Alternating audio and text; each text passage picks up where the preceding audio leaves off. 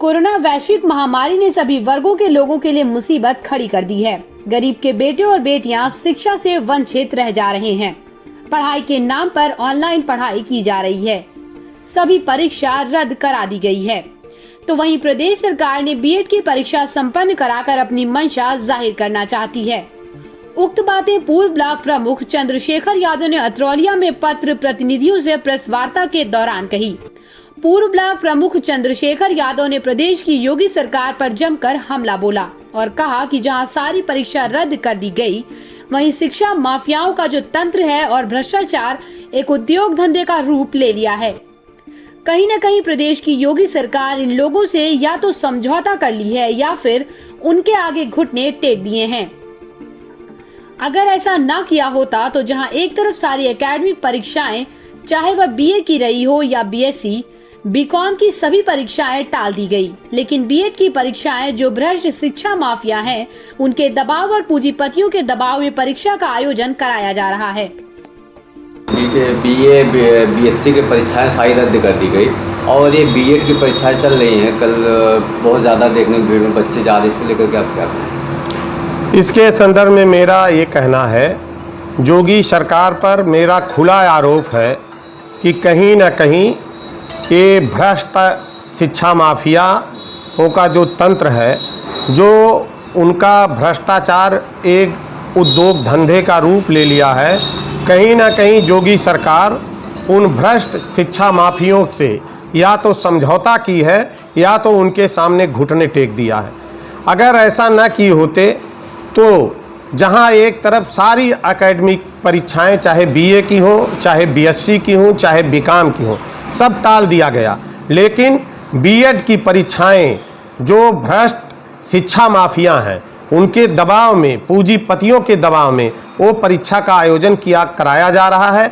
और जहां एक तरफ फिजिकल डिस्टेंसिंग का रोज पालन करने की सरकार द्वारा हिदायत दी जा रही है, वहीं आप बताइए कि घरों से नौजवान जब निकल रहा है किस तरह से फिजिकल डिस्टेंसिंग का पालन होगा। उतना नहीं, इस सरकार ने एक तरह से लोकतंत्र का जैसे गला घोंटने पर उतारू है, फांसीवाद के रास्ते पर जा रही है, अधिनायकवाद के रास्ते पर जा रही है। क्योंकि जो लड़के अपने सुविधा के अनुसार या तो अपना गृह जनपद मांगे थे या तो बगल जिले मांगे थे, उनको कितने दूर दूर भेज दिया गया, ये आप खुद देख सकते हैं। रोडवेज बस को लेकर क्या कहें? रोडवेज बस में जो बच्चे जा रहे हैं आजमगढ़ से सीधे इटावा जा रहे हैं, मैनपुरी जा रहे हैं, आगरा जा रहे हैं, और बस के अंदर इतनी ज़्यादा उनकी संख्या हो जा रही है, एक के ऊपर एक जा रहे हैं। क्या इससे महामारी जो चल रही है इसको लेकर के क्या कहें? वो तो मेरा खुला आरोप है कि ये सरकार कहीं न कहीं महामारी को बढ़ाना चाह रही है। इस सरकार पर मेरा एक खुला आरोप है।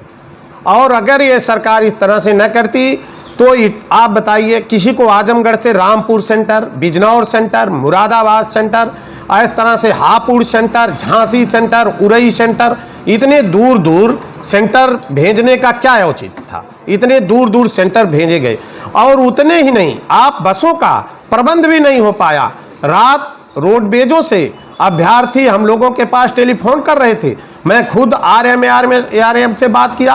मैंने अपने विधायक आदरणीय डॉक्टर संग्राम यादव से रात के 10 बजे गाजीपुर के बच्चे जब बस नहीं पा रहे थे तो मैंने आदरणीय विधायक जी से कहा कि तुरंत आप डीएम से चाहे जैसे बात करिए, इस नाते नहीं तो कुछ लोगों की परीक्षाएं छूट जाएंगी। और सुबह होते होते बहुतों लड़कों की ऐसी सूचना मिली कि जिनकी परीक्षाएं छूट गई।